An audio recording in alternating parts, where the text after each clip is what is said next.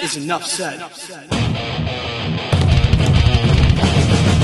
Happy Taco Tuesday, Heat Nation. Ernest here, back with another Miami Heat Talk video. Guys, don't forget to support the channel. Like, share, subscribe, you know the drill. Now let's go on another Miami Heat Talk adventure. As we know, you guys, the Miami Heat do not have a game until this Friday against the Toronto Raptors. They're currently off from the midseason break. You got you got players resting, recuperating. This is good for guys like Bam Adebayo, Andrew Wiggins, guys that are not in their early 20s, up there in their late 20s, maybe early 30s. So this is good for some of these players, Terry Rozier, Kevin Love, because it's going to be an all-out push. Right now, the Miami Heat are a 9th seed team. You are 3 games down from the 6th seed. There are 3 tiers in the NBA when you look at the standings. You got the top 6 teams: Cleveland, Boston, New York, Milwaukee, Indiana, and Detroit, all with winning records. Then you have the mids: Orlando, Atlanta, Chicago, and Miami, who are all under 500, right there in the mid pack. And then you got everyone else in the bottom tier. So the Miami Heat have 2 options. They can fight and get that 6th seed, which I believe they rightfully deserve and can get. Or they can go the other way. Lose a bunch of games. Tank. Try to get a lottery pick. Because you could potentially get 2 first-round picks this season if you don't make the playoffs. Getting back your draft pick for 2025 and also getting Golden State's draft pick if they don't make the bottom 10. So it could be beneficial for the Heat, but if we know one thing about this roster, they're going to fight. We're not a tanking team, y'all. This is not in our blood. So what I want to do in this episode is talk about a particular player, because now that we have a little time off, I want to give you guys different videos, different topics. I want to talk about particular players. Some players that I feel that are helping this team, some players that I feel might be hampering this team. Now, this particular player I want to talk about is someone who we all felt was the future, or is the future, Jaime Jaquez Jr. Jaime Jaquez Jr. was drafted last year. He was a rookie.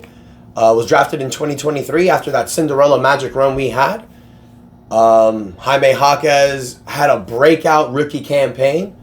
The first half of the season, he was dropping 30 bombs at times because you had certain guys like Caleb Martin, Haywood Highsmith, and Jimmy Butler all out with injury. So Jaime Jaquez stepped up, got a bunch of minutes. Last season, he finished averaging about 12 points a game, almost 4 rebounds, 2.5 assists, a steal a game. He shot 49% from the field, 32% from the three-point line, and 81% from the free throw line. That was last season. This year, you wanted Jaime Jaquez, obviously, to take a step up.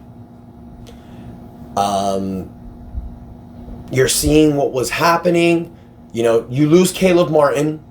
So now you're thinking that Jaime Jaquez can now break into a bigger role. Jimmy Butler, you didn't know what was happening with that situation. So you're thinking, okay, Jaime Jaquez is going to be given more of an opportunity. But you haven't really seen it. You've seen more of a sophomore slump. His numbers have declined. This season, for the 2025 season, Jaime Jaquez is averaging 9 points a game. He's upgrade rebounds, 4.7 rebounds a game, almost at 5 a game. So that's an upgrade there. 2.7 assists, same. 1.1 steals. Now here's where things get pretty bad. His percentages have all dropped. He went from 49% last year to now 43.7% from the field. He's now shooting 29.3% from the three-point line and is now shooting 76.7% from the free throw line. All of his shooting percentages have decreased. His minutes have also dropped. He went from last year averaging 28.2 minutes now to averaging 23.1 minutes a game. That's the reason why. We all thought that Jaime Jaquez would take the next step, but he's not getting the amount of playing time.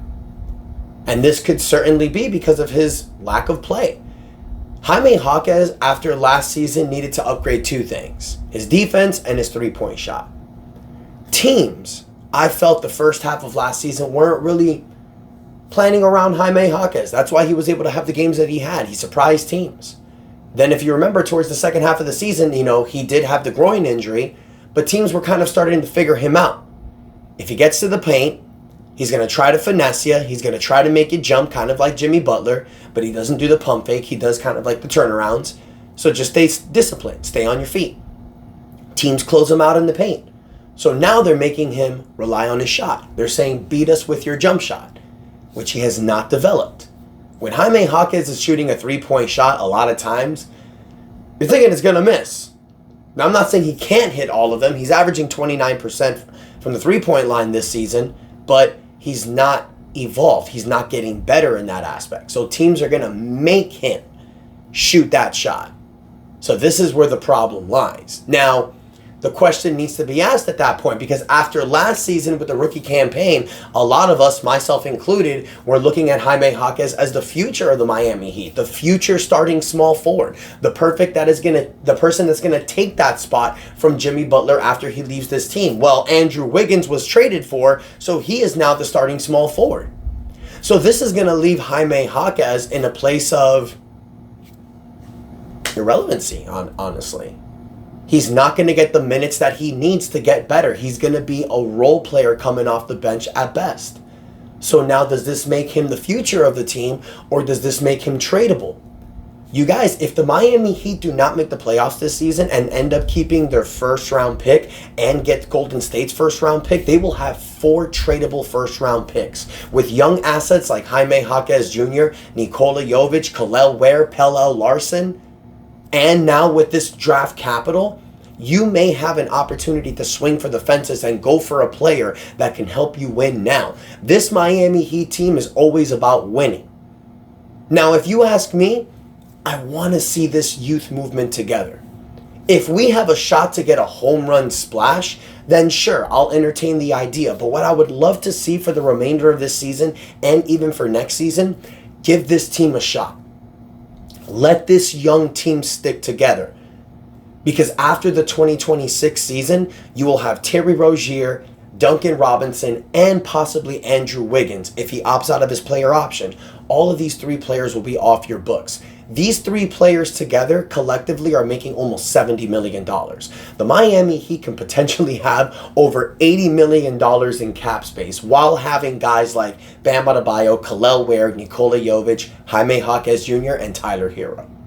Now, Jaime Jaquez's rookie contract and Nikola Jovic's rookie contract, you're going to have to figure those out at that time. But you're potentially going to have a lot of cap space with these young assets. I say keep them together, give them more of a shot. Jaime Jaquez, you guys, he's not going to get better if he's not playing more minutes. So do you think this is an issue with Jaime Jaquez, or do you think this is an issue with Erik Spoelstra not giving him more of an opportunity? When Jimmy Butler was suspended and wasn't playing, I felt that Jaime Jaquez should have been the starting small forward. But Spo went with Haywood Highsmith. I understand for more of a defensive presence next to Kel'el Ware and Bam Adebayo, but you know what those guys do defensively. I think Jaime Jaquez should have gotten that road. Give him a shot. Give him the minutes. See what he can do. So I want to hear from you, Heat Nation. Who do you think that this sophomore slump is to blame? Jaime Jaquez with the fact that he hasn't upgraded play, or maybe Erik Spoelstra because he's not giving him the opportunities? Maybe Jaime Jaquez is just relegated as a role player right now. But does that make him an untouchable piece, or a piece that you can dangle for a potential trade? Let me know what you guys think in the comments. Don't forget to like, share, subscribe as we push to 6,000 subscribers. Thank you guys so much for the continued support. And until next time, your boy Ernest out, and that is enough said.